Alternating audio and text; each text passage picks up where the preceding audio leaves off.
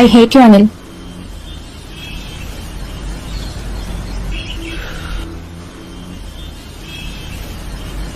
నువ్వు తిట్టినా నీ నోటి వెంట నా పేరొచ్చిందని సంబరపడతా, నువ్వు కొట్టినా నా చెంప మీద నీ గుర్తొకటుందని సంతోషిస్తా. మనసు పువ్వును అందించాను, కొప్పులో నిలుపుకుంటావో, కాలి కింద నలిపేస్తావో.